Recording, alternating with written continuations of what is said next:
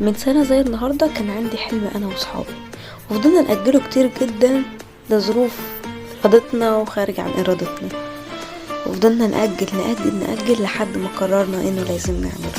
وعدى سنة وقررنا اخيرا ننزل نجهز لمشروعنا، ودي كانت البداية اننا نتحرك. وفعلا صرفنا كل اللي معانا بعد تخطيط كتير جدا، مشينا كتير وفضلنا ندور على حاجات حلوة فعلا محتاجينها في المشروع ده، واخيرا لقينا ورحنا اشترينا جزء واتضحك علينا طبعا عادي جدا. دي انا كنت مبسوطة جدا بالحاجات اللي اشتريتها انا وصحابي. وبعد كل المرمطة دي اضطرنا نأجل الموضوع تاني شوية لظروف خارج عن ارادتنا، وفعلا أجلناه.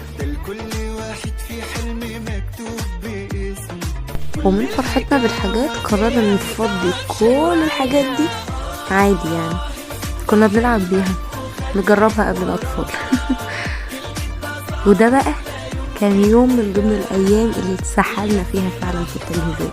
كنا نجهز كتير جدا، كنا بنحاول نرتب كل حاجة، كنا بنحاول نظبط كل حاجة على مقاس الأطفال بجد.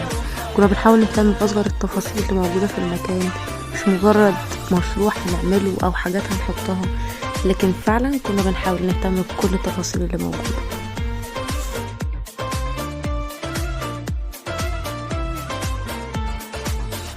وده كان شكل المكان وهو فاضي، حرفيا كان فاضي وكان واسع ومتعب جدا يعني، بس قررنا ان احنا برضه هنشتغل. وده من اكتر الايام بقى اللي اتسحلنا حرفيا فيها. اليوم ده رجعنا بيتنا بعد نص الليل تقريبا من كتر ما احنا كنا بنجهز وبنحاول نرتب كل حاجة، وبنحاول نهتم بالزينة وبالتفاصيل وبالاماكن اللي بتقعد فيها الاطفال وكل الالعاب وكل حاجة بجد. وباين على وشنا قد ايه كنا مرهقين فعلا وتعبانين جدا. تقدر توصل عيونه للنور.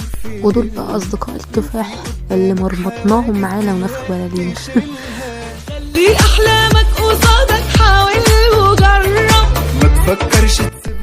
وقتها كنا بنحاول نصبر نفسنا انه الموضوع هيعدي وخلاص هيبقى كويس وكل حاجة، فكنا بنحاول نتصور وناكل ونعمل علشان الوقت يعدي. وهنا بقى اللحظة المنتظرة اللي كنا خلاص فعلا بنفنش فيها كل حاجة. كنا مبسوطين جدا من شكل المكان والتفاصيل ورسوماتنا انا واصحابي. وده شكل المكان بعد ما خلص. هسيبكم تستمتعوا بالفيديو القمر ده بكل تفاصيل موجودة فيه.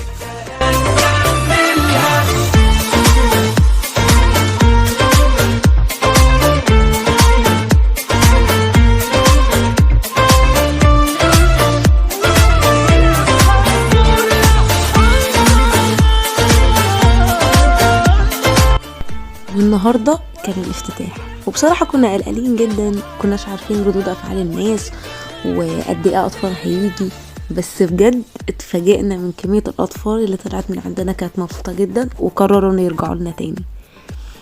حقيقي اللي انا عايزة اقوله امسك في حلمك وما تيأس، مفيش حاجة صعبة ولا مستحيلة، وحلمك هتوصل له.